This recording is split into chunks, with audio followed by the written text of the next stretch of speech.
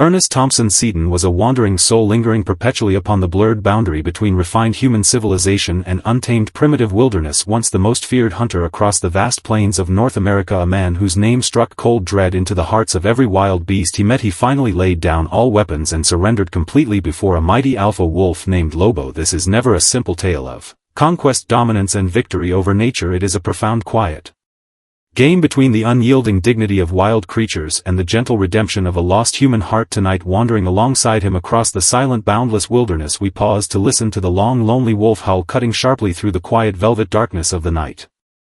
Have you ever stopped to wonder whether every wild animal hides profound sorrow, lingering longing and unbreakable unyielding will deep within their quiet souls? The entire life of Ernest Thompson Seton unfolds as a long, sincere tribute whispered softly to the sacred beauty of the wild world. He transformed gradually from a cold, relentless tracker who chased beasts with ruthless precision into a gentle, careful chronicler who observed, recorded and cherished every living creature with a skilled painter's brush and tender, thoughtful words. He granted vulnerable wild lives genuine, touching dignity long ignored and trampled by human arrogance. Settle down quietly beside the warm, glowing hearth tonight. Sink into this ancient shamanic legend woven from wind, grass and wilderness, and allow your restless soul to return to the quiet simplicity and primal peace of nature.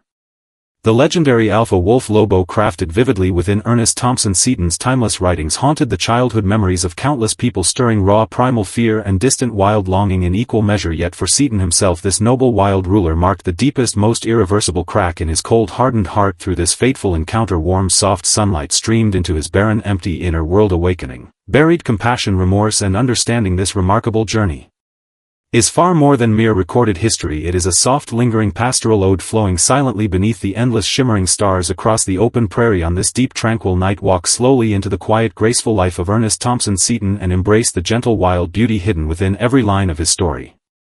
Upon the endless North American wilderness, kissed softly each night by countless twinkling stars, once roamed a lone, restless soul who never truly belonged to any fixed era or rigid social boundary. He once swore a solemn oath to conquer, subdue and dominate the most rebellious, unyielding wild creatures roaming across this vast open land. Yet in the bitter moment of final triumph, overwhelming heartbreak and crushing sorrow washed over his spirit like never before. Ernest Thompson Seton, a name that once stood for cold precision, merciless skill and unfeeling resolve within hunter circles, would later come to represent boundless compassion, gentle empathy and sincere reverence throughout the world of literature. Tonight, wrapped in the soft, flickering glow of dancing hearth flames, we follow this quiet, understated narrative and step fully into the hidden depths of his extraordinary life. He was a complex, remarkable man who wove cruel poison, deadly traps and delicate artistic brushstrokes together to forge enduring natural legend, and he became one of the first human beings to witness and recognize divine, sacred light shining bright within the eyes of wild beasts. Standing alone beside the lifeless body of the fallen wolf king Lobo, he finally comprehended the profound, eternal truth that some precious, intangible things can never be killed, destroyed or conquered by human force. These unbreakable treasures include the inherent dignity of untamed wild life, the equal worth shared by every living being upon the earth, and the quiet, sincere repentance of a modern man bowing humbly before the ancient, untamed wilderness. Tonight our peaceful dreams shall begin with one long, lingering wolf cry echoing endlessly across the dark, starry sky of New Mexico. In the crisp autumn of 1893, the open Currumpaw plains of New Mexico stretched outward like a vast, withered golden canvas, dyed in muted shades of amber and dry brown. Across this desolate, remote wilderness lingered a chilling local legend centered upon a colossal, powerful gray wolf known far and wide by the name Lobo. As the supreme alpha ruler of his powerful pack, this magnificent beast had reigned unchallenged for 5 long years, preying upon countless local livestock and slaying more than 2,000 head of cattle and sheep to sustain his family and territory. Young Ernest Thompson Seton arrived upon these dry, sun-scorched plains not to write heartfelt stories, paint delicate natural illustrations or study wild behavior, but as a seasoned bounty hunter hired by wealthy local ranchers to hunt down and eliminate the infamous Wolf King. He possessed a lean, gaunt face, deep, thoughtful eyes and a quiet, observant demeanor, carrying not notebooks, pencils or artistic supplies, but deadly, potent poison, sharp steel traps and cold, ruthless hunting tools. Seton once took immense pride in his sharp intellect, careful judgment and patient strategy. He read shifting winds and subtle weather patterns like a seasoned shaman and studied animal tracks, paw prints and hidden trails with the meticulous focus of a dedicated scholar. He buried deadly cyanide within fresh raw beef, left tempting poison bait beside every natural spring and watering hole, and crafted intricate hidden traps along every regular hunting route used by the wolf pack. Yet Lobo was far more than an ordinary wild animal blessed with sharp instinct and primal cunning. This wise ancient wolf seemed to hold an almost supernatural ability to read human thought, predict hidden schemes, and unravel every cruel trick laid in his path. With deliberate mocking calm he would dig up every buried trap Seton had concealed beneath loose soil, arranging the twisted metal jaws neatly in plain sight along winding roadside paths, as if openly ridiculing the arrogance, overconfidence, and foolish schemes of this determined outsider. Slowly an unsettling, unexplainable dread settled heavy in Seton's heart, leaving him restless and awake through countless lonely campfire nights, staring into the thick shadowy darkness where a pair of piercing emerald eyes glowed steady and watchful in the distance. This pivotal moment marked the first time he understood clearly that the creature he hunted relentlessly was never merely a mindless beast to be captured or killed, but a proud, independent sovereign ruler born of the unbroken wild prairie.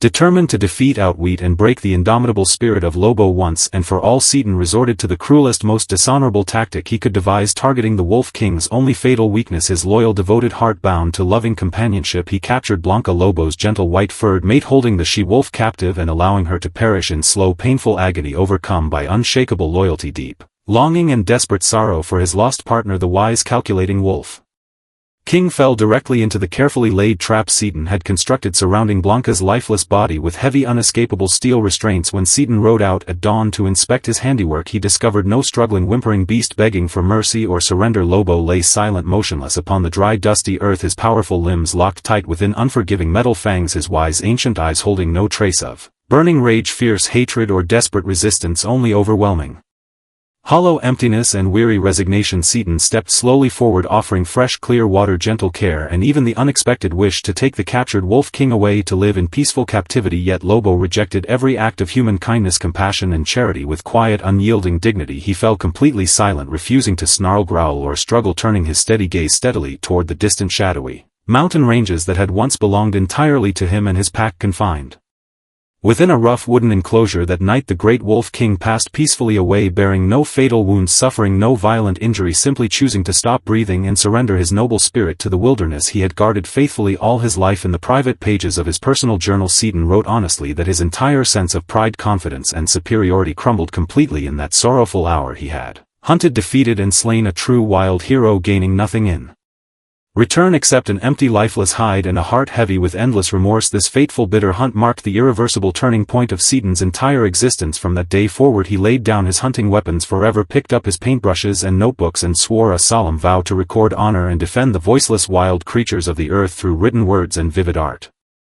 Ernest Thompson Seton never experienced warm, nurturing affection, gentle comfort, or loving companionship throughout his lonely childhood, a sorrowful truth that explains his profound lifelong connection and quiet spiritual kinship with the isolated, untamed wilderness. He was raised within a strict, cold household ruled by harsh, unyielding discipline and emotional distance, and upon reaching full adulthood his own father handed him a detailed, itemized bill demanding full repayment for every expense of his upbringing. This deep, painful betrayal of familial love left lasting scars, driving the lonely young Seton to flee far away into the vast, quiet forests of northern Canada. There, among towering ancient trees, flowing clear streams, and quiet hidden clearings, he found genuine peace and simple acceptance. Nature made no cruel demands, held no hidden grudges, and wild creatures lived honest, uncomplicated lives free from human hypocrisy, deception, and cold calculation. He survived alone deep within remote woodlands for months on end, learning ancient indigenous skills such as fire making through friction, carefully documenting distinct feather patterns, bird behaviors, and subtle woodland changes. His delicate animal sketches combined precise anatomical accuracy worthy of professional research with soft, ethereal, spiritual warmth, capturing both physical detail and living soul. Gradually he formed a firm, unshakable belief that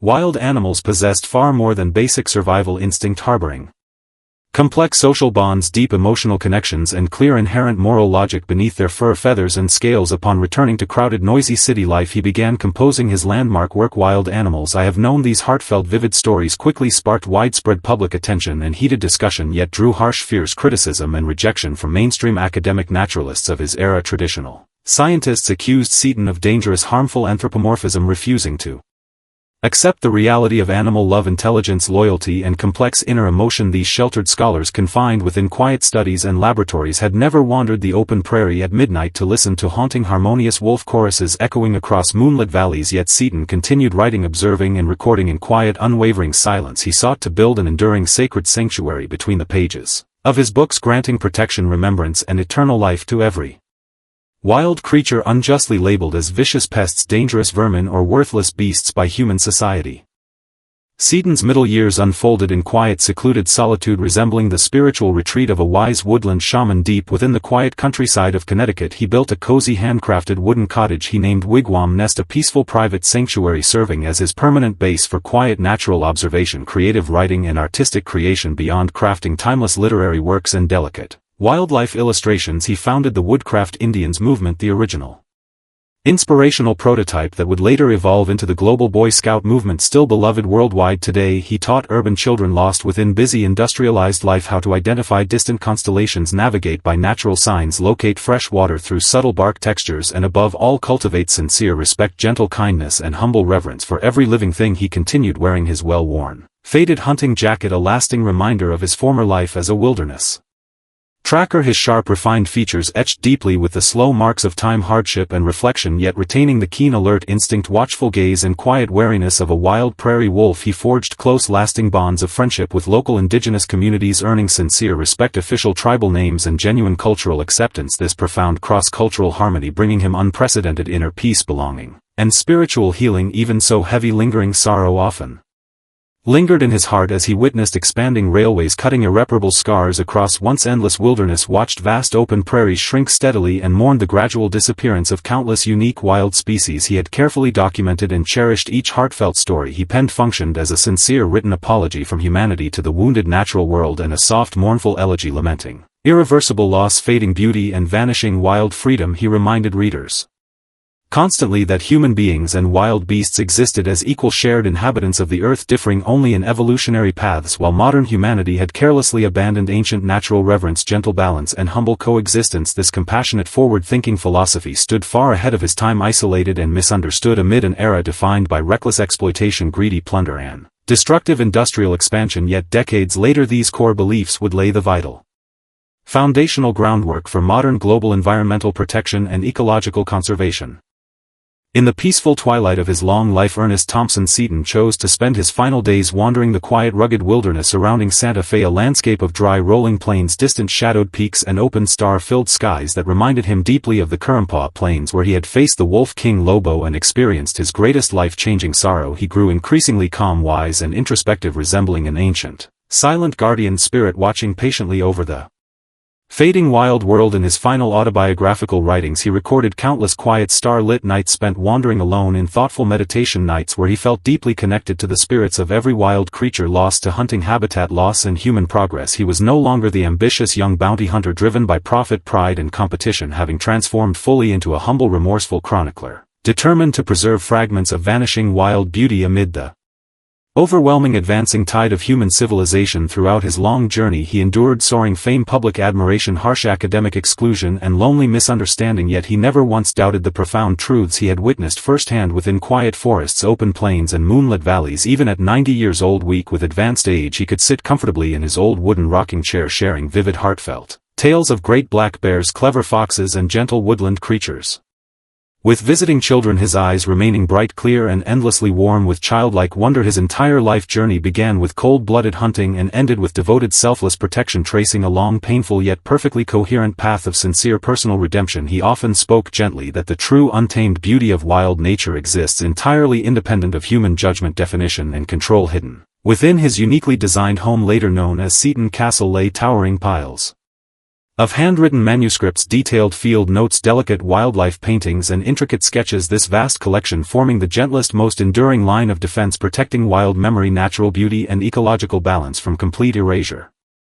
On a soft, quiet morning in 1946, Ernest Thompson Seton closed his eyes peacefully beneath the pale, gentle sunlight of Santa Fe, completing his long, remarkable journey through a life divided between wild pursuit and gentle protection. He departed this world carrying no hunting rifles, no artist brushes, no material possessions, releasing his spirit fully back into the vast, untamed wilderness he had loved, respected and defended with every breath. For nearly a century he left humanity with an eternal, thought-provoking question: if human beings hunt, conquer and erase every trace of wild freedom across the earth, what spiritual shelter, emotional comfort and inner peace will remain for our own wandering souls? Through lifelong observation, quiet reflection and profound personal suffering he delivered the profound answer: true redemption never grows from dominance, conquest or control, it blooms from humble coexistence, shared breath and boundless compassion for every living being. The lonely, haunting howl of Wolf King Lobo has long faded into the distant currents of history, vanishing from open plains, quiet valleys and mountain ridges forever, yet the gentle calm wild serenity embodied within Seton's life and writings endures steadfast, offering a quiet peaceful sanctuary for weary souls trapped within modern chaos and noise. As our soft bedtime story draws slowly to a close, the gentle wind drifting through your window carries the faint dry scent of distant prairie grass and open wilderness. Take a slow deep breath, close your eyes fully and imagine lying peacefully upon soft open grass beneath a vast glittering sky filled with endless stars, breathing in the fresh earthy fragrance of damp soil, wild herbs and night blooming blossoms. All restlessness, pressure and daily weariness fades away, completely dissolved within quiet primal harmony. May you carry a small gentle piece of untamed wild freedom and quiet shamanic tranquility within your heart, finding lasting inner peace, soft tenderness and unbreakable calm. Good night and sweet peaceful dreams.